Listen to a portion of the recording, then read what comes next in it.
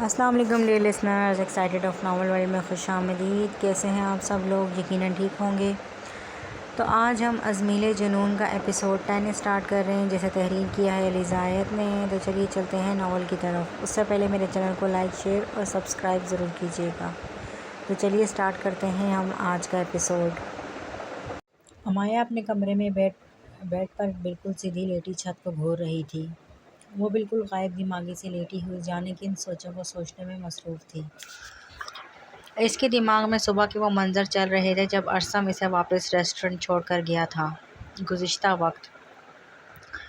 امایا چپ چاپ آ کر گاڑی میں بیٹھ چکی تھی اور ارسم نے بھی بغیر کچھ کہے گاڑی گھر سے باہر نکلی تھی۔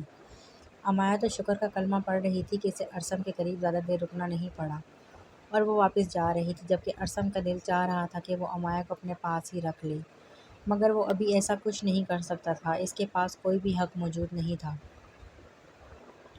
جس کی بنا پر وہ ایک انجان لڑکی کو اپنے پاس رکھ سکتا۔ وہ صرف کچھ پل بات کرنے کے لیے امایا کو اپنے گھر لایا تھا، اور اس نے یہ جگہ کیوں تجویز کی تھی یہ ارسم ہی جانتا تھا، جبکہ وہ تو امایا سے کہیں باہر بھی مل سکتا تھا، لیکن اس نے ایسا کچھ نہیں کیا تھا۔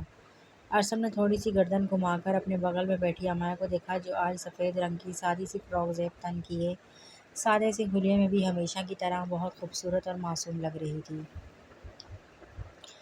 اسے اپنے قریب بیٹھی یہ پری پیکر اپنے دل میں اترتی ہوئی محسوس ہو رہی تھی، اور اگلے کچھ ہی منٹوں میں ارسم کی گاڑی اسی ریسٹورنٹ کے آگے رکی تھی جہاں سے وہ امایا کو زبردستی اپنے ساتھ لے کر گیا تھا۔ امایا نے جلدی سے آگے بڑھ کر دروازہ کھولنے کی کوشش کی، مگر دروازہ لاک تھا۔ امایا نے گردن گھما کر ارسم کی طرف دیکھا، جسے نظروں ہی نظروں میں کہنا چاہ رہی ہو، اب کیا ہے؟ اب تو دروازہ کھولو، مجھے جانا ہے۔ تم مجھ سے اسی لیے ملنا چاہتی تھی نا کہ میں تمہیں فون کالز یا میسیجز کر کے تنگ مت کیا کروں؟ تو ٹھیک ہے، تم میرے نصیب کی شہزادی ہو اور میں اپنی شہزادی کی خواہش کو رد نہیں کر سکتا۔ میں تمہیں آئندہ تنگ نہیں کروں گا، مگر جلد ہی تم میرے نام لکھتی جاؤ گی، اور یہ میرا تم سے وعدہ ہے۔ ارسم امایا کی سنہری آنکھوں میں اپنی نیلی آنکھیں جماتے ہوئے اٹل لہجے میں بولا، جس پر امایا کو ارسم سے کافی خوف محسوس ہوا۔ اپنی بات مکمل کرتے ہی ارسم نے فوراً ہی گاڑی کو لگے لاک کھول دیے، جس پر امایا اتنی تیزی سے گاڑی سے باہر نکلی جیسے اندر اس کا دم گھٹ رہا ہو۔ ارسم کی تیز نظروں نے دور تک امایا کا پیچھا کیا تھا، جبکہ امایا اپنے وجود پر ارسم کی نظروں کی تپش بخوبی محسوس کر سکتی تھی۔ ازمی کہاں تھی تم؟ امایا جیسے ہی اندر داخل ہوتا دیکھ کر وشال جلدی سے اس کی جانب بڑھی۔ ہاں میں ٹھیک ہوں، چلو بس ہادی ہمیں لینے آتا ہوگا، امایا اشال کی طرف دیکھتے ہوئے بولی، اور پھر اشال کا ہاتھ تھام کر قدم ریسٹورنٹ سے باہر کی جانب بڑھائے۔ باہر نکلنے پر اس نے دیکھا ارسم کی گاڑی وہاں پر موجود نہیں تھی، جبکہ انصر ریسٹورنٹ کے کچھ فاصلے پر کھڑا انہی کی طرف دیکھ رہا تھا۔ شاید اسے ارسم کی طرف سے حکم دیا گیا تھا، مگر امایا کو اس وقت انصر بھی کافی برا لگ رہا تھا۔ وہ اسے ایک اچھا انسان سمجھتی تھی، مگر وہ اس سب کام میں ملوث تھا۔ وہ سب کچھ جانتا تھا اور ارسم کے ساتھ ملا ہوا تھا۔ ہیلو موٹی، کدھر دیکھے جا رہی ہو؟ امایا کی نظریں ابھی دوسری جانب ہی تھیں جب اسے اپنے قریب سے ہادی کی آواز سنائی دی، تو اس نے جھٹکے سے گردن موڑ کر ہادی کی طرف دیکھا۔ تم جلدی نہیں آ سکتے تھے موٹے کہیں گے؟ کب سے ہم تمہارا انتظار کر رہے ہیں۔ امایا ہادی کو گھورتے ہوئے بولی، کون سی جلدی میڈم، ذرا دیکھو تم نے 2 بجے کا وقت دیا تھا اور ابھی 2 بجنے میں پورے 20 منٹ باقی ہیں۔ اب میں پہلے آ گیا ہوں، ابھی بھی پہلے آنا تھا۔ ہادی نے اسے یاد کروایا کہ وہ وقت سے پہلے پہنچا ہے۔ اچھا بس کر دو تم دونوں لڑنا، چلو بھی اب گھر۔ اشال نے ان دونوں کو ٹوکا۔ گھر نہیں میڈم، ہمیں بابا کے پاس آفس جانا ہے۔ ہادی نے ایک نیا ششہ چھوڑا۔ کیوں، آفس میں کیا ہے؟ اشال کمر پر دونوں ہاتھ باندھ کر بالکل لڑاکا عورتوں کی طرح تیور لیے اسے گھورتے ہوئے بولی، جبکہ ہادی تو ان دونوں کی بدلی آج نئی ٹون کو دیکھ رہا تھا جو بلا وجہ اس پر برسے جا رہی تھی۔ سڑا ہوا سانپ کھا لیا ہے تم لوگوں نے کیا آج، جو یوں زہر اگل رہی ہو؟ ویسے ہی جانا ہے یار، چلو اب چپ چاپ گاڑی میں بیٹھو۔ ہادی ان دونوں کو اپنے پیچھے آنے کا اشارہ کرتے ہوئے بولا اور جا کر ڈرائیونگ سیٹ پر بیٹھ گیا۔ ریلیکس یار، اب اس طرح غصہ کر کے کسی کو شک مت دلواؤ، کچھ نہیں ہوا، چلو گاڑی میں بیٹھو۔ امایا نے اشال کو پرسکون کرنے کی کوشش کی۔ ویسے تو امایا بھی اس وقت نارمل نہیں تھی، مگر وہ خود کو نارمل کرنے کی بھرپور کوشش کر رہی تھی۔ امایا نے گاڑی کا فرنٹ ڈور کھولا اور جب اس کی نظر اگلی سیٹ پر بیٹھی کٹی پر پڑی تو وہ خوشی سے اچھل ہی پڑی۔ ہائے اللہ میری کٹی! امایا نے اسے اٹھایا اور خود سے اسے گود میں لے کر بیٹھ گئی۔ یہ اسے تم لائے ہو نا موٹے؟ امایا کٹی کے سفید بالوں میں انگلیاں چلاتی ہوئی بولی۔ ہاں، میں جب گھر گیا تو تمہاری یہ کٹی کافی شور مچا رہی تھی، سوچا تمہیں یاد کر رہی ہوگی اس لیے ساتھ لے آیا۔ ہادی عجیب سا منہ بناتے ہوئے بولا، کیونکہ وہ اس کٹی کو کیسے یہاں لایا تھا یہ وہی جانتا تھا۔ اس نے اس بلی کے بچے کو کیسے برداشت کیا ہے؟ ہائے تھینک یو سو مچ موٹے! امایا کو اپنے بھائی پر ٹوٹ کر پیار آیا۔ وہ جانتی تھی کہ اسے جانوروں سے کتنا مسئلہ ہے، مگر شاید وہ امایا اور اس بلی کے بچے کا خیال کرتے ہوئے اسے ساتھ لے آیا تھا اور اتنی دیر سے اسے برداشت بھی کر رہا تھا۔ ہاں اب زیادہ مکھن مت لگاؤ، ہادی نے بولتے ہوئے عجیب سا منہ بنایا جس پر امایا اور اشال کھلکھلا کر ہنسی۔ پتہ ہے بندر، تم کبھی کبھی پورے لڑکیوں والے نخرے کرتے ہو اور کبھی کبھی میں سوچتی ہوں کہ تمہیں لڑکا نہیں بلکہ لڑکی ہی ہونا چاہیے تھا۔ ہائے ہمارا نازک سا بھائی! اشال نے بولتے ہوئے پیچھے سے ہادی کے بال کھینچے، جس پر ہادی نے شیشے سے گھور کر پیچھے بیٹھی اشال کو دیکھا، جبکہ اشال کی اس حرکت پر امایا کا قہقہ بے اختیار تھا۔ تم بچ جاؤ مجھ سے بندری کہیں کی، ورنہ میرے ہاتھوں سے ضائع ہو جاؤ گی کسی دن۔ سوچ سمجھ کر پنگے لیا کرو مجھ سے، ہادی اشال کو گھورتے ہوئے بولا، جس پر اشال نے اسے زبان نکال کر چڑھایا، جبکہ ان کی اس حرکت پر ہادی مزید جل گیا۔ کچھ ہی دیر میں ان دونوں کا موڈ فریش ہو چکا تھا اور وہ دونوں ہی کچھ دیر پہلے ہونے والی کارروائی کو بھول چکی تھی، اس لیے کھل کر بات کر رہی تھی۔ ماشاءاللہ، مجھے بہت زیادہ خوشی ہوئی بیٹا کہ تم نے اس کام کے بارے میں سوچا ہے۔ اللہ تمہیں کامیاب کرے، دیکھنا تم بہت سے لوگوں کی دعائیں لوگے۔ عارف صاحب اپنے بالکل سامنے بیٹھے میرال کی طرف دیکھتے ہوئے بولے۔ میران نے ان کے سامنے ایک فائل رکھی تھی جس میں اس نے اپنی کمپنی کا ایک نیو پروجیکٹ تیار کیا تھا اور اس پروجیکٹ میں ہونے والے تمام فائدے سے وہ کچھ بے سہارا لوگوں کو سوسائٹی میں گھر بنوا کر دے رہا تھا، اور وہ پوری کی پوری سوسائٹی میران حدید کے نام کی تھی، جو اس نے آج ہی خریدی تھی، جسے دیکھ کر عارف صاحب بے تحاشا خوش ہوئے تھے، کیونکہ میران کے پروجیکٹ پر ان کی ہی کمپنی کام کرنے والی تھی اور میران نے اس کام کے لیے نہیں چنا تھا، بلکہ یوں کہا جائے تو ٹھیک ہوگا کہ اس نے یہ سارا کام ان کے سپرد کر دیا تھا۔ ایسی کوئی بات نہیں، میں بس چاہتا ہوں کہ جتنی کامیابی مجھے خدا نے دی ہے اور جس مقصد کے لیے میں نے اتنی کامیابی حاصل کی ہے، میں وہ مقصد پورا کروں۔ بس آپ کی دعاؤں کی ضرورت ہے۔ میران ہلکا سا مسکراتے ہوئے بولا۔ وہ اس وقت بلیک 3 پیس سوٹ میں موجود تھا، پیروں میں چمکتے کالے بوٹ، کالے گھنے بال نفاست سے پیچھے کی جانب سیٹ کیے ہوئے تھے۔ اس کے بال لمبے تھے، مگر وہ اپنے بال بہت سلیقے سے ترتیب دے کر ایک سائڈ کو پیچھے کی اور سیٹ کر کے رکھتا تھا، جس سے اس کی رعبدار پرسنالٹی میں مزید اضافہ ہوتا تھا۔ گندمی رنگت پر تنے ہوئے نقوش اور چمکتی کالی گہری آنکھیں، یہ شخص کسی بھی لڑکی کا آئیڈیل ہو سکتا تھا۔ ابھی ان دونوں کی بات جاری تھی جب آفس کا دروازہ دھڑام سے کھلا اور کوئی آفس میں داخل ہوا۔ السلام علیکم بابا جان، امایا کمرے میں داخل ہوتی ہوئی چہکتے ہوئی بولی، جبکہ امایا کی اس دھماکے دار انٹری پر عارف صاحب نے حیرت سے اس کی طرف دیکھا، جو اب کرسی پر بیٹھے کسی شخص کو دیکھ کر کافی حیران ہوئی تھی۔ چونکہ میران کی پیش دروازے کی طرف تھی، اس لیے اس کا چہرہ کوئی بھی نہیں دیکھ سکتا تھا۔ السلام علیکم چاچا جان، اشال بھی پیچھے سے ہی داخل ہوئی اور وہ اس سے بھی کافی جوش سے سلام کیا۔ السلام علیکم میرے پیارے ابا حضور، کیسے ہیں آپ محترم ہماری اماں کے روشن ستارے۔ ان دونوں کے پیچھے ہادی بھی کمرے میں داخل ہوا اور اس نے اتنے اداکار انداز میں اپنی بات مکمل کی کہ نہ چاہتے ہوئے بھی امایا اور اشال کا قہقہ چھوٹ گیا، جبکہ عارف صاحب اسے گھورتے ہی رہ گئے۔ میران نے بڑی مشکل سے اپنی ہنسی دبائی، کیونکہ وہ جان چکا تھا کہ کمرے میں داخل ہونے والے افلاطون مخلوق کون ہے۔ السلام علیکم میرے پیارے عزیز کار رشتہ دار چچا جان اور چاہنے والوں، دل کی گہرائیوں سے آپ لوگوں کو سلام پیش کرتے ہیں۔ ان تینوں کے پیچھے ہی حمزہ کمرے میں داخل ہوا، جس نے ایکٹنگ کی حد ہی کر دی تھی۔ امایا اور اشال کا تو ہنس ہنس کر برا حال تھا۔ امایا نے ایک بازو میں گٹی کو رکھتے ہوئے دوسرے ہاتھ کو اپنے ہونٹوں پر جماتے ہوئے بڑی مشکل سے اپنی ہنسی کنٹرول کی، جبکہ حمزہ اور ہادی کے چہرے کے رنگ اڑ چکے تھے۔ ان کی اطلاع کے مطابق اس وقت آفس میں صرف عارف صاحب موجود تھے، مگر یہاں تو کوئی اور بھی تھا جس کے سامنے وہ اتنی اداکاری دکھا چکے تھے کہ اب ضرور انہیں عارف صاحب سے جوتوں کی زیارت ہونی تھی۔ عارف صاحب تو ان دونوں عجوبوں کو خونخوار نگاہوں سے گھور رہے تھے، جبکہ میران اپنا سر جھکائے بڑی مشکل سے اپنی مسکراہٹ کو کنٹرول کر رہا تھا۔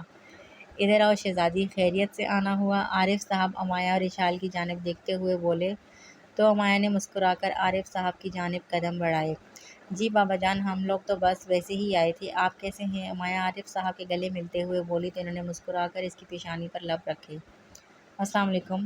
امایا کی نظر جب میران پر پڑی تو اس نے فوراً سلام کیا۔ وعلیکم السلام، کیسی ہیں آپ؟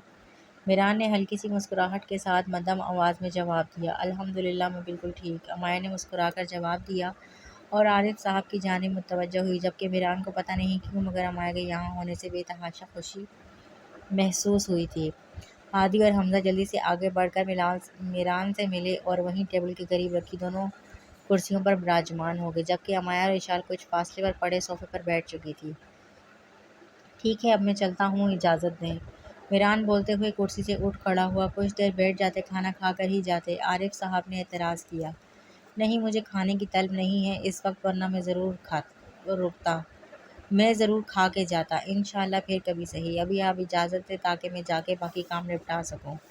میران بولتے ہوئے ان سے گلے ملا تو عارف صاحب نے اس کا کندھا تھپتھپایا، خیریت سے جانا اور خیال رکھا کرو اپنا۔ عارف صاحب مسکراتے ہوئے بولے، جس پر میران نے مسکراتے ہوئے ہاں میں سر ہلایا اور قدم باہر کی جانب بڑھائے۔ میران نے ایک غیر ارادی نظر اٹھا کر سامنے دیکھا، جہاں امایا صوفے پر دونوں ٹانگیں اوپر کیے بیٹھی اپنے سامنے بیٹھی کٹی کے ساتھ کھیل رہی تھی۔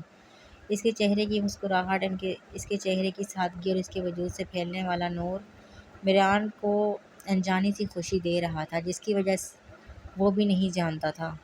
میران نے جلدی سے اپنی نظروں کا زاویہ بدلا اور آفس کا دروازہ کھولتے ہوئے لمبے لمبے ڈگ بڑھتا آفس سے باہر نکل گیا۔ وہ نہیں جانتا تھا کہ یہ انجانا سا احساس کیا ہے، مگر اس لڑکی کو دیکھتے ہی میران کو اپنی آنکھوں میں سکون اترتا ہوا محسوس ہوتا تھا، جبکہ وہ اپنی نظروں میں بہت حیا رکھتا تھا۔ وہ کسی کی بھی جانب نظر اٹھا کر نہیں دیکھتا تھا، اور اگر اس نے کسی لڑکی کو نظر اٹھا کر دیکھا ہی تھا تو وہ امایا تھی، لیکن اس کی نظروں میں عزت تھی، حیا تھی، جبکہ امایا کو دیکھتے ہی وہ اکثر نظریں جھکا جاتا تھا۔ وہ تو نظر بھر کر بھی اس لڑکی کو نہیں دیکھ پاتا تھا، اس کے لیے صرف ایک جھلک ہی قابل احترام تھی، اور وہ اس لڑکی کا دل سے احترام کرتا تھا۔ امایا کی آنکھوں میں دن میں ہونے والے تمام مناظر چل رہے تھے۔ پھر اس نے ایک گہرا سانس لیتے ہوئے کروٹ بدلی تو اس کی نظر سامنے ہی صوفے پر اپنے چھوٹے سے بنے بیڈ پر سوتی ہوئی کٹی پر پڑی۔ وہ بہت خوبصورت تھی، سفید بالوں والی چھوٹی سی کٹی، جو کچھ ہی دنوں میں امایا سے جذباتی طور پر بہت زیادہ اٹیچ ہو چکی تھی۔ لیکن یہ تحفہ بھی اسے ارسم کی طرف سے ملا تھا۔ تم مجھ سے اسی لیے ملنا چاہتی تھی نا کہ میں تمہیں فون کالز یا میسیجز کر کے تنگ مت کیا کروں، تو ٹھیک ہے، تم میرے نصیب کی شہزادی ہو اور میں اپنی شہزادی کی خواہش کو رد نہیں کر سکتا۔ میں تمہیں آئندہ تنگ نہیں کروں گا، مگر جلد ہی تم میرے نام لکھ دی جاؤ گی، یہ میرا تم سے وعدہ ہے۔ امایا کے کانوں میں ارسم کے بولے گئے الفاظ گونجنے لگے۔ اس نے بے اختیار جھنجھوڑی سی لی، استغفراللہ، میں اس شخص کو کیوں یاد کر رہی ہوں بار بار؟ اچھا ہوا نا کہ اس نے خود ہی میری جان چھوڑ دی، مگر وہ تو بول رہا تھا کہ اپنے بابا کو بھیجے گا، پھر میں کیا کروں گی؟ امایا کو ایک نئی پریشانی ستانے لگی۔ تب کی تب دیکھی جائے گی، جب وہ مجھ سے بات ہی نہیں کرے گا تو خود ہی ساری محبت جھاگ کی طرح بیٹھ جائے گی۔ یہ محبت کچھ نہیں ہوتا، صرف وہ شخص مجھے تنگ کرنے کی کوشش کر رہا تھا۔ امایا کو ابھی بھی ارسم کی محبت پر یقین نہیں آیا تھا، اس لیے وہ اپنے دماغ کے مطابق باتیں سوچ رہی تھی، مگر وہ یہ نہیں جانتی تھی کہ ارسم ابراہیم اس سے محبت نہیں بلکہ جنون کی حد تک عشق کر بیٹھا ہے، اور محبت میں تو رہائی مل جاتی ہے مگر عشق میں رہائی نہیں ملتی۔ عشق انسان کے پیروں کو ایسی بیڑیاں ڈالتا ہے کہ وہ انسان چاہ کر بھی ان بیڑیوں سے رہا نہیں ہو پاتا، اور ارسم ابراہیم بھی ان بیڑیوں میں جکڑا جا چکا تھا، اور وہ اپنے نبی کی سنت پر چلتے ہوئے اپنے دل کے عشق کو نکاح میں بدلنا چاہتا تھا۔ اپنی سوچوں میں ہی گم سم ہوتے ہوئے امایا گہری نیند میں اترتی چلی گئی۔ ڈریسنگ ٹیبل پر پڑا فون جانے کب سے بج رہا تھا، مگر اسے کوئی اٹھا ہی نہیں رہا تھا۔ کمرے میں داخل ہوتی آفاق کے کانوں میں جیسے ہی فون کے بجنے کی آواز پڑی، وہ تقریباً بھاگنے کے انداز میں ڈریسنگ ٹیبل تک پہنچی اور فون کو اٹھایا، مگر فون کی اسکرین پر جگمگاتے نمبر کو دیکھتے ہی اس کی دھڑکنیں بے ترتیب ہوئی، جہاں سامنے ہی عارف کا نام جگمگا رہا تھا، اور اس کال سے پہلے کوئی 10 کالز تھی جو پہلے وہ کر چکا تھا۔ دھڑکتے دل کے ساتھ آفاق نے کال اٹینڈ کی اور فون کان سے لگایا۔ کب سے کالز کر رہا ہوں، کہاں تھی تم؟ کچھ خیال ہے کہ نہیں؟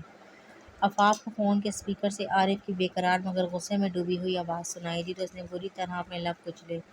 اب کچھ بولنے کا شرف بخشیں گی آپ یا پھر میں فون بند کر دوں؟ ایک تو عارف کو پہلے ہی اس کے فون نہ اٹھانے پر غصہ آیا ہوا تھا، اوپر سے وہ لڑکی بول بھی نہیں رہی تھی اور اسے مزید غصہ دلا رہی تھی۔ السلام علیکم، آفاق بہت مدھم آواز میں بولی جبکہ اس کی مدھم میٹھی آواز دوسری جانب بیٹھے عارف کے کانوں میں رس گھول گئی تھی۔ اس کا غصہ فوراً اڑن چھو ہوا تھا۔ وعلیکم السلام، کہاں تھی؟ عارف نے اب کافی نرمی سے پوچھا۔ وہ میں پاپا کے پاس تھی، آفاق مدھم آواز میں بولتے ہوئے ڈریسنگ کے کونے سے ٹیک لگا کر کھڑی ہو گئی۔ کیسی ہو؟ عارف کے لہجے میں ایک دم سے سارے جہاں کی محبت آ سمائی۔ میں ٹھیک ہوں، آپ کیسے ہیں؟ آفاق نے تھوڑا تھوڑا گھبراتے ہوئے پوچھا۔ سوچا جب سے تم سے ملا ہوں تو میں دیکھ کر آیا ہوں، اس کے بعد کیسا ہو سکتا ہوں؟ عارف جیسے اسے اپنے دل کی بے قراری سنانا چاہ رہا تھا۔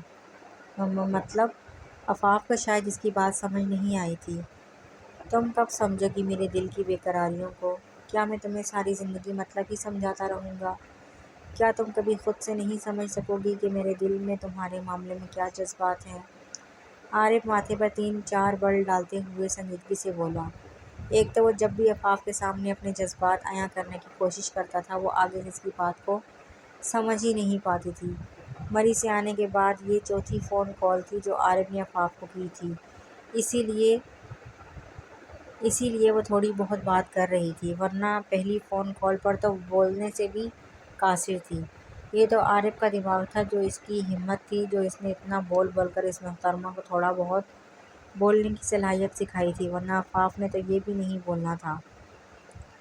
آپ کو کوئی ضروری بات کرنی تھی؟ آفاق کو برا لگا تھا عارف کا یوں بولنا۔ میری ہر بات ہی ضروری ہے، تم سے بات کرنے کے لیے کسی خاص وجہ کی ضرورت نہیں، اور یہ میں تمہیں آخری بار سمجھا رہا ہوں۔ اگر اب تم نے میری کالز کو اگنور کیا یا پھر فون کو کمرے میں چھوڑ کر گئی تو… عارف نے جان بوجھ کر بات کو ادھورا چھوڑا تھا۔ پچھلے کچھ دنوں سے وہ یہی تو کرتا آ رہا تھا، روز اسے کوئی نہ کوئی نئی دھمکی دیتا تھا اور آفاق اس کی دھمکیوں سے بہت ڈر بھی جاتی تھی۔ میں جان بوجھ کر فون نہیں چھوڑ کر گئی تھی، وہ تو بس بابا جان نے بلایا تھا اور میں بھول گئی۔ آپ روز روز مجھے اس طرح کیوں ڈانٹتے ہیں؟ آفاق بولتے ہوئے روحان سی ہوئی۔ ارے میری جان، میں ڈانٹتا نہیں ہوں، دیکھو میرا کتنا دل چاہتا ہے کہ میں اپنی بیوی سے بات کروں، اور جب میں تمہیں کال کرتا ہوں تو تم کہیں نہ کہیں لازمی مصروف ہوتی ہو۔ پہلی بار تم میرا فون اٹھاتی ہی نہیں، اور جب اٹھاتی ہو تو یوں گھبرا گھبرا کر بات کرتی ہو جیسے میں تمہیں کھا جاؤں گا۔ تم ساری زندگی کیسے گزارو گی میرے ساتھ؟ ایسے تو نہیں چلے گا نا؟ عارف کافی نرمی سے اسے سمجھانے لگا۔ آپ کو کیا لگے میں جیسی مرضی گزاروں؟ آپ جیسے اب ڈانٹتے ہیں ویسے ہی بعد میں بھی ڈانٹیں گے؟ عارف کی سماعتوں سے آفاق کی خفا خفا سی آواز ٹکرائی تو وہ بے اختیار مسکرا اٹھا۔ وہ اس سے خفا ہو رہی تھی، وہ بھی اس کے ڈانٹنے پر، چلو کچھ تو تھا جو وہ حق سمجھ کر رہی تھی۔ مسز ناراض ہو رہی ہیں ہم سے؟ عارف دلکشی سے مسکراتے ہوئے بولا۔ آفاق خاموش ہی رہی۔ کل ہمیں واپسی کے لیے نکلنا ہے، اس لیے پیکنگ بھی کرنی ہے اور بہت ضروری کام بھی ہے، اور مجھے بابا بھی بلا رہے تھے، مجھے ان کی بات بھی سننی ہے۔ میں آپ سے بعد میں بات کروں گی، خدا حافظ۔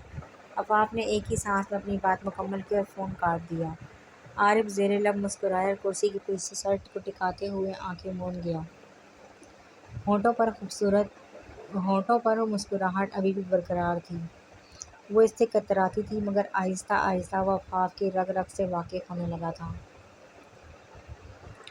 اور ویسے بھی کچھ ہی دنوں میں اس نے اسی کی دسترس میں آنا تھا، ساری زندگی کے لیے۔ آفاق کے ساتھ اپنے اگلے زندگی کو سوچتے ہوئے عارف کی روح میں سکون اترا تھا۔ وہ بے قراری سے اپنے قرار کو اپنی زندگی میں ویلکم کرنے کے لیے انتظار کر رہا تھا۔ شادی کی تیاریاں زور و شور سے چل رہی تھیں، ہر کوئی اپنی اپنی تیاریاں کرنے میں مصروف تھا۔ 3 دن بعد سب نے آفاق کو مایوں بٹھانے جانا تھا، اور آفاق بھی آج ہی اسلام آباد شفٹ ہوئی تھی، اور آج شام کو سب نے آفاق کی طرف جانے کا پلان بنایا تھا، مگر صرف ینگ پارٹی نے، جن میں حمزہ، ہادی، امایہ اور اشال تھے۔ باقی ان کے ساتھ اور کوئی بھی نہیں جا رہا تھا، جبکہ انہیں جانے کی اجازت تایا جان نے خود دی تھی۔ وہ سب آفاق کے ساتھ کام کاج میں تھوڑا ہاتھ بٹانا چاہتے تھے، اور ان کی خواہش کا احترام کرتے ہوئے گھر کے بڑوں نے بھی کوئی اعتراض نہیں کیا تھا اور خوشی خوشی نے جانے کی اجازت دی تھی، جس پر وہ چاروں ہی بہت خوش بہت خوش تھے اور اب سب تیار ہونے کے بعد گاڑی کے پاس کھڑے ہمایہ کے آنے کا انتظار کر رہے تھے، جو ہمیشہ کی طرح سب سے آخر میں تیار ہوئی تھی اور اب سب اسی کی وجہ سے لیٹ ہو رہے تھے۔ سوری سوری، ہم تھوڑا سا لیٹ ہو گئے، ہمایہ گاڑی کے قریب آتے ہوئے بولی۔ ہم یعنی تم نے اس بلی کے بچے کو تیار کرنے میں اتنا وقت ضائع کر دیا؟ ہادی ہمایہ کے بازو میں چھپتی اس چھوٹی سی جان کو دیکھتے ہوئے حیرت سے بولا۔ ہاں اور نہیں تو کیا، یہ میری کیٹی ہے اور یہ بھی تیار ہونے میں ٹائم لے گی۔ ہمایہ بے نیازی سے بولتی ہوئی گاڑی میں جا بیٹھی، جبکہ ہادی بیچارہ تو اپنی بہن کے بدلے تیور ہی دیکھتا رہ گیا، جو اس کیٹی کے آنے کے بعد بالکل ہی بدل گئی تھی۔ چل میرا بھائی، افسوس بعد میں کر لینا، پہلے چلو، ہمیں آگے ہی دیر ہو چکی ہے۔ حمزہ ہادی کے کندھوں پر ہاتھ رکھتے ہوئے افسوس بھرے انداز میں بولا، جس پر ہادی نے اسے گھورا۔ انسان بن سمجھا تو، ورنہ مجھ سے پٹے گا تو۔ ہادی حمزہ کو گھورتے ہوئے بولا اور گاڑی میں جا بیٹھا، جبکہ اشال پہلے ہی گاڑی میں ہمایہ کے ساتھ پچھلی سیٹ پر براجمان ہو چکی تھی۔ حمزہ نے بھی جلدی سے اپنی سیٹ سنبھالی تو ہادی نے گاڑی گھر سے باہر نکالی اور وہ چاروں اپنی منزل کی طرف روانہ ہوئے۔ سب بچوں کے جانے کے بعد تایا جان تائی جان کے ساتھ عارف صاحب کی طرف آئے تھے اور اس وقت وہ سب اکٹھے بیٹھے چائے پی رہے تھے، جبکہ حیدر اور عارف ابھی تک ہاسپٹل سے واپس نہیں آئے تھے۔ انہوں نے پہلے ہی فون کر کے اطلاع دے دی تھی کہ انہیں آنے میں کچھ دیر ہو جائے گی، جس پر گھر کے سب افراد مطمئن تھے۔ بھائی صاحب، اگر آپ برا نہ مانیں تو میں آپ سے کچھ بات کرنا چاہتا ہوں، عارف صاحب نے تایا جان کو مخاطب کیا، جس پر انہوں نے پہلے ناسمجھی سے ان کی طرف دیکھا۔ ہاں بولو، کیا بات ہے؟ سب خیریت ہے؟ تایا جان چائے کا کپ سامنے ٹیبل پر رکھتے ہوئے بولے۔ بھائی صاحب، ہم چاہتے ہیں کہ ہم حیدر کے بارے میں بھی کچھ سوچ لیں، وہ بھی عارف کا ہم عمر ہے، وہ بھی عارف کی عمر کا ہے اور ہم چاہتے ہیں کہ ہم اس کی شادی کر دیں۔ عارف صاحب نے اپنی بات مکمل کی تو تایا جان مسکرائے۔ ٹھیک کہہ رہے ہو تم، بچے کی شادی کی عمر ہے، اب تو اس نے اپنی ڈگری بھی مکمل کر لی ہے۔ میرا تو ارادہ تھا کہ عارف کی شادی کے ساتھ ہی حیدر کی بھی شادی کر دیں، مگر تم لوگوں نے اس بارے میں کچھ سوچا ہی نہیں۔ تایا جان نے ان کی بات سے اتفاق کیا۔ بھائی صاحب، میں آپ سے کچھ مانگنا چاہتا ہوں۔ بھابھی، کیا میں آپ سے کچھ مانگوں اور آپ مجھے دیں گی؟ عارف صاحب نے اب ان دونوں میاں بیوی کو مخاطب کیا تو وہ پوری توجہ سے سیدھے ہو کر بیٹھے اور عارف صاحب کو سننے لگے۔ ہاں بولو، انشاءاللہ ہم تمہیں ضرور دیں گے، تائی جان نے مسکراتے ہوئے جواب دیا۔ بھابھی، مجھے اپنے حیدر کے لیے اپنی اشال چاہیے، میں چاہتا ہوں کہ ہمارے حیدر کے لیے ہماری اشال ہی آئے، وہ بھی اب بالغ ہے، ماشاءاللہ سے پڑھائی بھی جاری رکھے گی اور ہماری بچی ہمارے پاس ہی رہ جائے گی۔ مجھے آپ سے آپ کی بچی چاہیے بھابھی، کیا آپ اسے میرے حیدر کے قابل سمجھتی ہیں؟ عارف صاحب نے جیسے ان سے التجا کی تھی۔ عارف صاحب کی بات سنتے ہی تائی جان کی آنکھوں میں تیزی سے نمی تیری، ان کی آنکھیں فوراً ہی نم ہوئی تھیں۔ ارے بھابھی، اگر آپ کو ہماری بات بری لگی ہے اور آپ اس میں راضی نہیں تو فکر مت کریں، آپ کے انکار سے ہمارے رشتوں میں بالکل درار نہیں آئے گی۔ آپ نے اسے ماں بن کر پالا ہے، آپ حق پر ہیں۔ اگر آپ نہیں چاہتی تو ہم آپ سے دوبارہ اس بارے میں ذکر نہیں کریں گے، مگر آپ یوں افسردہ نہ ہوں۔ اسماء بیگم تڑپ کر ان کے ساتھ بیٹھی تھی۔ کیسی باتیں کرتی ہو اسماء؟ حیدر میرے ہاتھوں کا پلا بچہ ہے، جیسے میں نے اشال کو پالا ویسے میں نے حیدر کو بھی پالا ہے۔ میں کیسے ایسا سوچ سکتی ہوں؟ میں تو یہ سوچ کر رو رہی ہوں کہ خدا نے اس بچی سے اس کے ماں باپ کا سایہ چھین لیا، مگر ہم نے اسے ماں باپ بن کر پالنے کی پوری کوشش کی۔ میں اکثر سوچتی تھی کہ پتہ نہیں میری بچی کے نصیب کیسے ہوں گے، اسے خوشیاں نصیب ہوں گی یا نہیں، اسے کیسا ہمسفر ملے گا، مگر تم دونوں نے یہ بات کہہ کر میری دلی خواہش پوری کر دی۔ میں بھی چاہتی تھی کہ میرا حیدر میری اشال کو بیاہ لے جائے اور تم لوگوں نے میرے منہ کی بات چھین لی۔ وہ میری بچی ہے، میں بات کرنے سے ڈرتی تھی، مگر تم دونوں نے بھی یہی سب سوچتے ہو، مجھے اندازہ نہیں تھا۔ تائی جان نم آنکھوں سے مسکراتی ہوئی بولی تو وہ سب مسکرا دیے۔ تو پھر ٹھیک ہے، ہم عارف کی مائیوں والے دن اشال اور حیدر کا نکاح کر دیں گے اور شادی 1 سال بعد کر لیں گے، کیا خیال ہے؟ تایا جان نے بولتے ہوئے عارف صاحب کی طرف دیکھا۔ جی جی بھائی صاحب، مجھے کوئی اعتراض نہیں، عارف صاحب نے مسکراتے ہوئے جواب دیا تو سب بے اختیار مسکرائے۔ وہ سب اس رشتے پر خوش تھے، سب بے تحاشا خوش تھے اور سب کو امید تھی کہ اشال اور حیدر کو بھی کوئی اعتراض نہیں ہوگا اور اب ان کے گھر میں 2 اور بچوں کی قسمت ایک ساتھ جڑنے والی تھی، جن کے وہم و گمان میں نہیں تھا کہ ان دونوں نے ایک دوسرے کا ہمسفر بھی بننا ہے۔ ارے بچوں، بس کر دو، آؤ اب کھانا کھا لو، تھک چکے ہوگے۔ سب بوا کمرے سے اندر جھانکتے ہوئے بولی۔ کون سی بوا؟ سب بوا کیونکہ پچھلے 3 سے 4 گھنٹوں سے وہ سب کام کرنے میں مصروف تھے اور جب سے آئے تھے تب سے لگے ہوئے تھے، جبکہ آفاق بھی ان کے ساتھ ہی تھی۔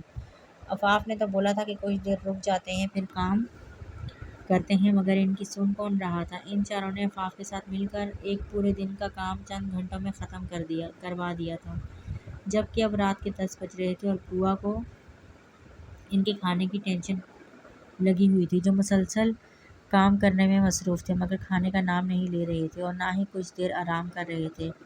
بس بوا، یہ والا صوفہ ادھر رکھوانا ہے، اس کے بعد ہم آتے ہیں۔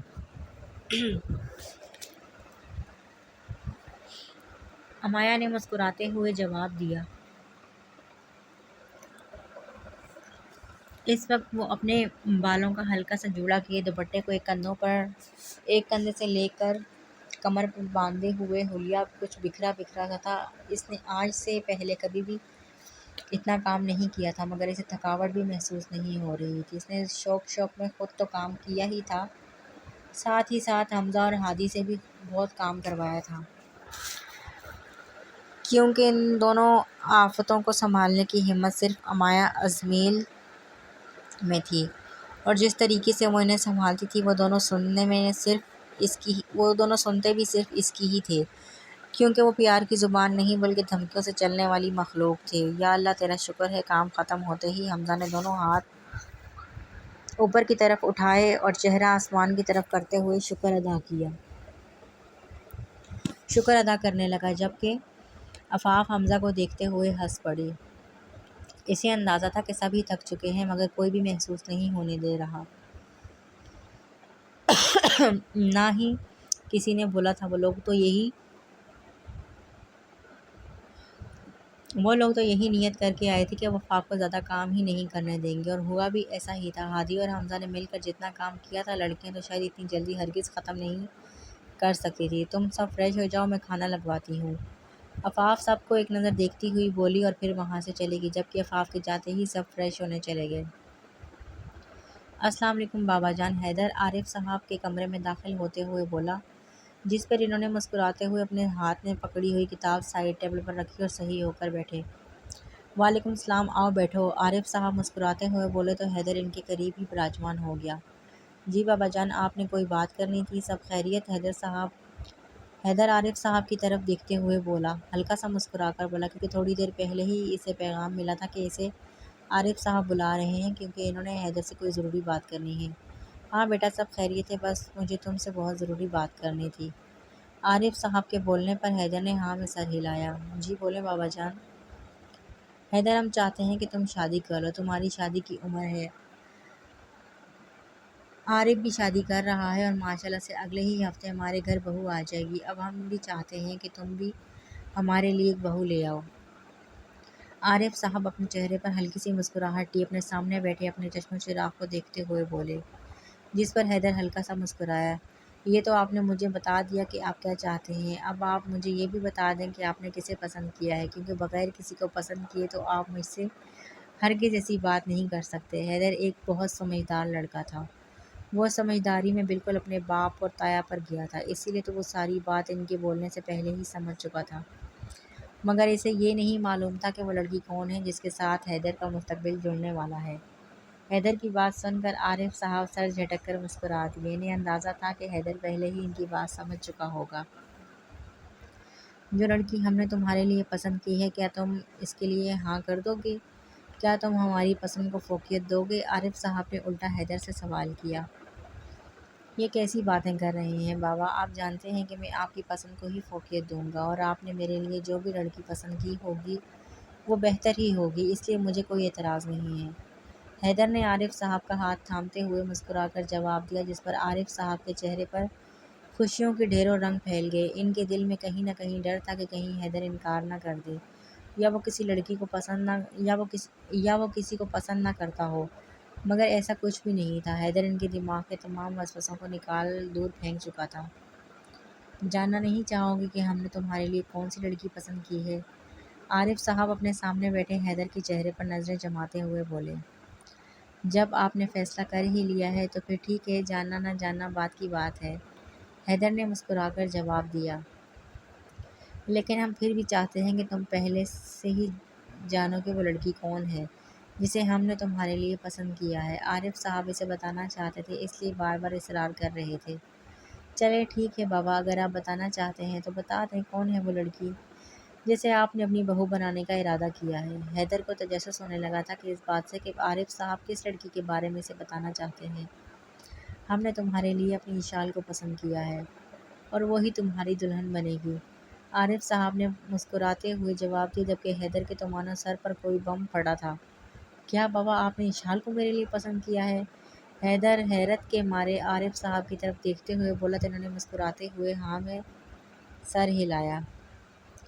ایسا کیسے ہو سکتا ہے بابا، میں اسے بالکل امایا کی طرح اپنی چھوٹی بہن سمجھتا ہوں، اور وہ مجھ سے کتنی چھوٹی بھی ہے۔ حیدر نے فوراً نفی میں سر ہلایا۔ ہاں وہ ہماری امایا کی طرح ہے، مگر صرف ہمارے لیے، اب سے وہ تمہارے لیے رتبے کے لحاظ سے بدل چکی ہے، اس لیے اب تم بھی اسے اس نظر سے نہیں دیکھو گے جس نظر سے آج سے پہلے تم دیکھتے آئے تھے۔ وہ تمہاری ہونے والی بیوی ہے اور تمہیں اب اپنا نظریہ بدلنا ہی ہوگا۔ عارف صاحب کے تاثرات اچانک سنجیدہ ہوئے۔ لیکن بابا وہ بچی ہے، حیدر نے انہیں کچھ سمجھانا چاہا۔ ہاں وہ بچی ہے، مگر تم تو سمجھدار ہو، تم کیوں بچوں والا رویہ اپنا رہے ہو؟ عارف صاحب سنجیدہ نظریں حیدر پر گاڑتے ہوئے بولے تو حیدر نے ایک سرد بھرتے ہوئے سر جھٹکا۔ تمہیں ہماری پسند پر کوئی اعتراض ہے تو ٹھیک ہے، تم انکار کر سکتے ہو۔ عارف صاحب بالکل سپاٹ انداز میں بولے۔ بظاہر تو وہ انکار کرنے کا بول رہے تھے، مگر اس کے پیچھے حیدر کو ان کی جھلکتی ناراضگی صاف محسوس ہو رہی تھی، اور یہ بھی معلوم ہو رہا تھا کہ ان کی کتنی دلی خواہش ہے اشال کو اپنی بہو بنانے کی، شاید وہ خواہش جو وہ رد نہیں کر سکتے۔ تو پھر حیدر کون ہوتا تھا ان کی دلی خواہش کو بحسود کر کے رد کرنے والا؟ ٹھیک ہے بابا جان، مجھے کوئی اعتراض نہیں ہے، مگر میری کچھ شرائط ہیں، آپ کو وہ ماننی پڑیں گی۔ حیدر آخرکار مان ہی گیا۔ ہمیں تمہاری ہر شرط منظور ہے، نکاح نامے پر تم جو چاہو وہ شرط لکھوا سکتے ہو، ہمیں کوئی اعتراض نہیں۔ عارف صاحب بے تحاشا خوش ہوئے تھے۔ ٹھیک ہے بابا جان، میں آپ کو وقت آنے پر اپنی شرائط بتا دوں گا، ابھی آپ آرام کریں، میں چلتا ہوں۔ حیدر بولتے ہوئے مسکرا کر اٹھ کھڑا ہوا، جس پر عارف صاحب نے مسکراتے ہوئے ہاں میں سر ہلایا۔ تو حیدر انہیں خدا حافظ بولتا ہوا کمرے سے باہر نکل گیا۔ اپنے کمرے میں آنے کے بعد حیدر نے اپنا کوٹ اتار کر سائڈ پر رکھا اور صوفے پر بیٹھتے ہوئے اپنا سر صوفے کی پشت پر گرا لیا اور آنکھیں بند کر لیں۔ کیا سوچ کر بابا نے اشال کو بہو بنانے کا سوچا؟ وہ مجھ سے اتنی چھوٹی ہے، ابھی بچی ہے، اس کا ذہن بھی امایا جیسا ہے، اور میں نے کبھی اسے اس نظر سے دیکھا بھی تو نہیں، ہمیشہ ایک بہن کی نظر سے دیکھا، لیکن اچانک میں اپنے جذباتوں کو کیسے بدلوں؟ وہ چھوٹی سی لڑکی میری بیوی، او خدایا! بڑبڑاتے ہوئے حیدر نے اپنی آنکھیں کھولی اور اپنا سر جھٹکا۔ اب جو بھی تھا، اسے اپنے جذبات بدلنے ہی پڑنے تھے، کیونکہ وہ چھوٹی سی لڑکی اب اس کی بیوی بننے والی تھی، اور شاید خدا کو بھی یہی منظور تھا۔ حیدر ابھی یہی سب سوچ رہا تھا جب اس کے کانوں میں گاڑی کے ہارن کی آواز پڑی۔ شاید سب بچے واپس آ چکے تھے۔ حیدر صوفے سے اٹھ کھڑا ہوا اور کھڑکی کے قریب آیا۔ کھڑکی کے آگے پردوں کو ہٹا کر باہر کی جانب جھانکا، جہاں وہ چاروں گاڑی سے نکل کر گھر کے اندر داخل ہو رہے تھے، جبکہ ان کی نوک جھوک جاری تھی۔ پتہ نہیں امایا نے اشال کو کیا بولا تھا، جس پر وہ دونوں ایک دوسرے کے ہاتھ پر تالی مارتے ہوئے ہنس رہی تھی۔ اشال بھی تو بالکل امایا جیسی ہی تھی، وہ خوبصورتی میں کم نہیں تھی، بس ناسمجھ تھی، مگر بہت معصوم تھی۔ حیدر نے پردوں کو واپس سے صحیح کرتے ہوئے سر جھٹکا اور قدم واش روم کی جانب بڑھائے۔ اب جو بھی تھا، اسے اس حقیقت کو تسلیم کرنا ہی تھا جو وہ کرنے کی پوری کوشش کر رہا تھا۔ آج کی تاریخ میں ملنے والا حیدر کو یہ سب سے بڑا جھٹکا تھا۔ ارسم لمبے لمبے ڈگ بڑھتا ہوا اس محل نما گھر میں داخل ہوا، جبکہ اس کے داخل ہوتے ہی آس پاس گھومنے والے ملازمین نے سر ہلاتے ہوئے سلام کیا، جس کے جواب میں ارسم نے سر ہلایا اور تیز تیز قدم لیتے ہوئے مطلوبہ کمرے کی جانب جانے لگا۔ اسے 10 منٹ پہلے ہی ایک کال ریسیو ہوئی تھی، جسے سنتے ہوئے وہ بھاگتا ہوا گھر آیا تھا۔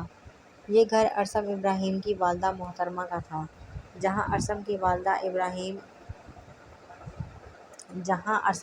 ابراہیم اس کی ماں کو بیاہ کر لائے تھے۔ ارسم کی پیدائش بھی یہیں پر ہوئی تھی، مگر اس کے بعد ابراہیم کا سارا بزنس امریکہ شفٹ ہو گیا تھا، جس کی بنا پر وہ اپنی بیوی اور بچوں کو لے کر پاکستان سے امریکہ شفٹ ہو گئے۔ ساری زندگی بہت پرسکون اور خوشحال ماحول میں گزاری تھی۔ پھر اچانک ارسم کی والدہ کی وفات ہو گئی، جس کے بعد ارسم اور اس کے والد نے خود کو بہت مشکل سے سنبھالا اور ایک دوسرے کا سہارا خود بنے۔ ارسم کی بے چین نگاہیں کسی کے دیدار کو ترس رہی تھیں، اس لیے وہ تین تین سیڑھیاں ایک ساتھ پھلانگتے ہوئے مطلوبہ جگہ پر پہنچا، جس کا پہلے سے ہی آدھا دروازہ کھلا ہوا تھا۔ ارسم نے ہاتھ بڑھا کر دروازے کو کھولا، مگر سامنے کمرے میں کوئی بھی موجود نہیں تھا، جبکہ بالکنی کے بالکل سامنے ایک شخص سفید شلوار قمیض میں ملبوس، دونوں ہاتھ کمر کے پیچھے باندھے باہر سے نظر آنے والے مناظر کو دیکھ رہا تھا۔ بابا! ارسم کی بے چین آواز اس شخص کی سماعتوں سے ٹکرائی، جسے سنتے ہوئے ان کے ہونٹوں تلے ایک خوبصورت مسکراہٹ نمودار ہوئی، اور انہوں نے اپنا رخ موڑ کر دروازے کی جانب دیکھا، جہاں ان کے سامنے ان کا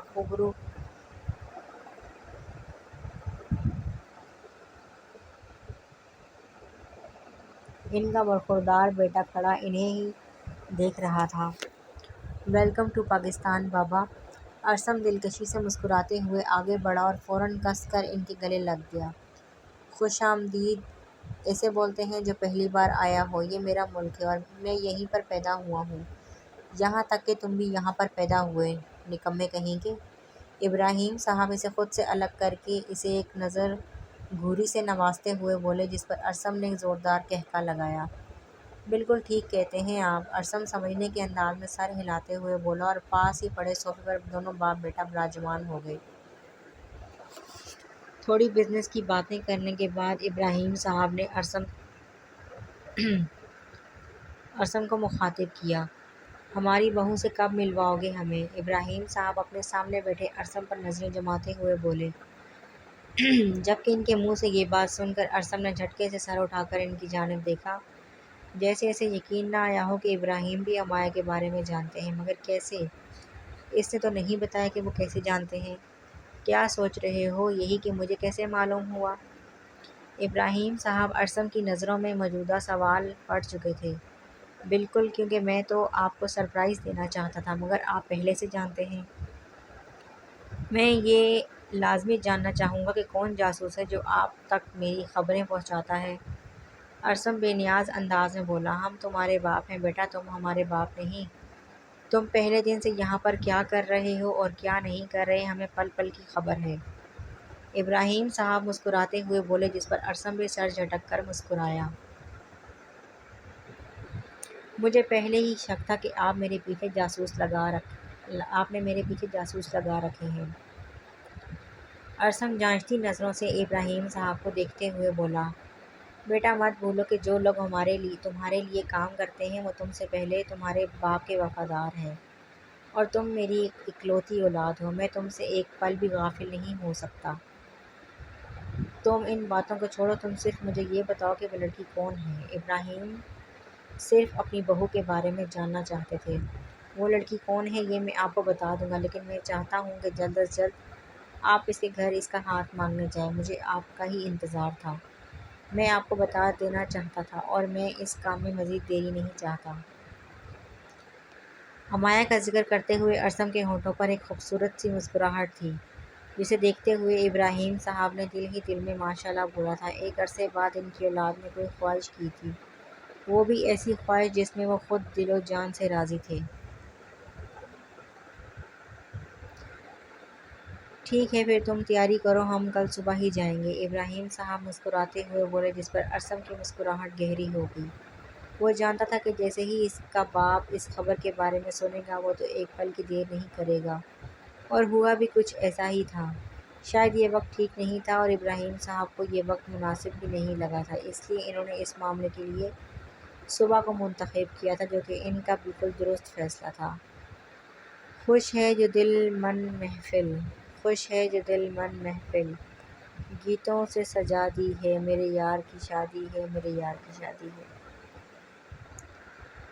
امایہ کو جب سے پتہ چلا تھا کہ اشال اور حیدر کا رشتہ طے ہوا ہے، تب سے وہ پاگلوں کی طرح ناچ رہی تھی، جبکہ اشال اس کے قریب ہی بیٹھی جیسے صدمے میں جا چکی تھی۔ اسے تو یہ یقین ہی نہیں آ رہا تھا کہ وہ یہ کیا سن چکی ہے۔ جو اس نے سنا ہے وہ سچ ہے بھی یا نہیں؟ تجھے لے جاؤں گا بٹھا کے ڈولی میں، دیکھتی رہ جائیں گی سکھیاں تمہاری۔ اب کی بار امایہ کے ساتھ ناچتے ہوئے حمزہ بھی گا رہا تھا، جبکہ ہادی بھی ان دونوں میں شامل تھا۔ ساجن جی گھر آئے دلہن کیوں شرمائے، ساجن جی گھر آئے۔ درمیان میں اشال بیٹھی تھی جبکہ وہ چاروں اشال کے گرد گول گول گھومتے پاگلوں کی طرح ناچ رہے تھے اور ساتھ پتہ نہیں کون کون سے گانے گا رہے تھے۔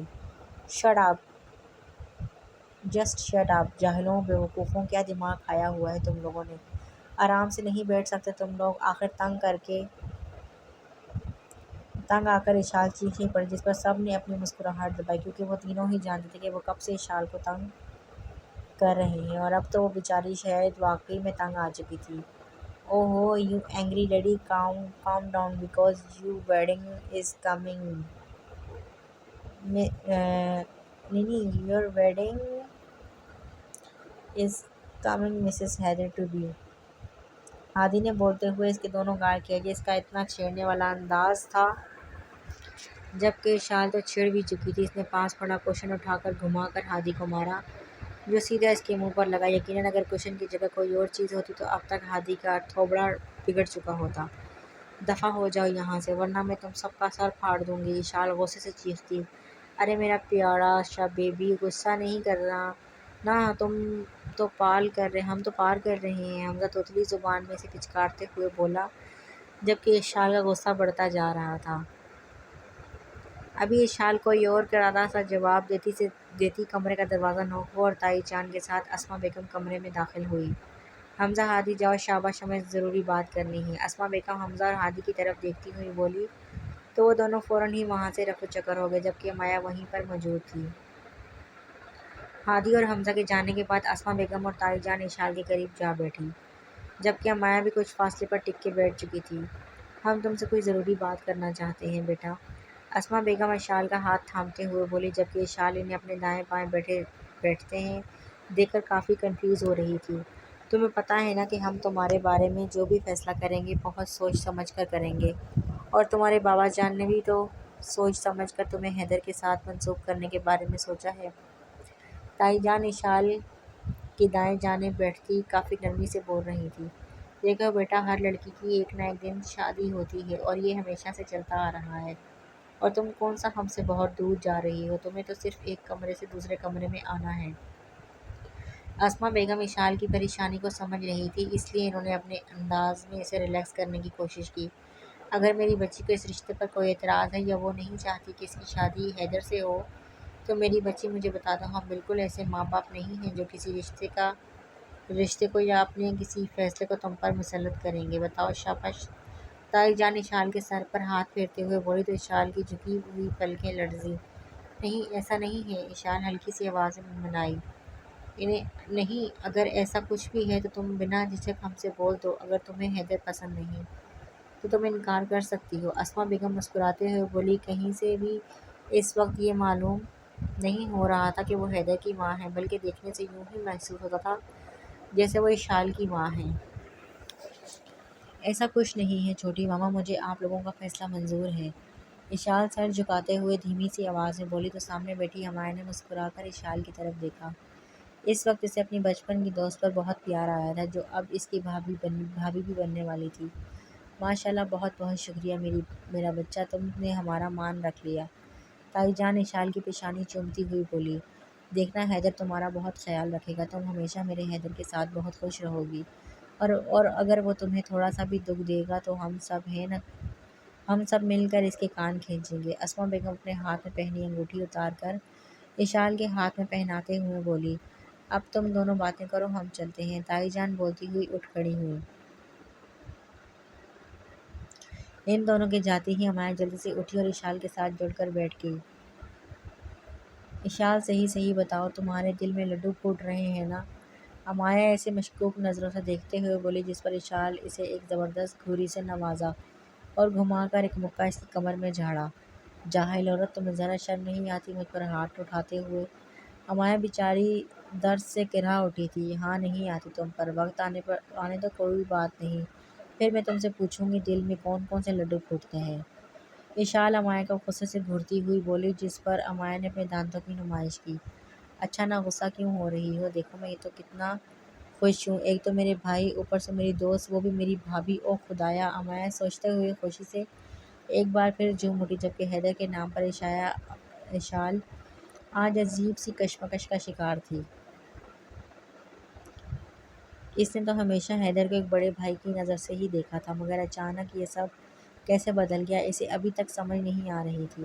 اشال ابھی یہ سب ہی سوچ رہی تھی جب اس کی نظر امایا کی کلائی میں چمکتی بریسلٹ پر پڑی۔ ازمی، یہ ابھی نہیں اتری کیا؟ اشال امایا کی کلائی کی طرف اشارہ کرتی ہوئی بولی تو امایا نے بھی اپنی کلائی پر نظر ڈالی۔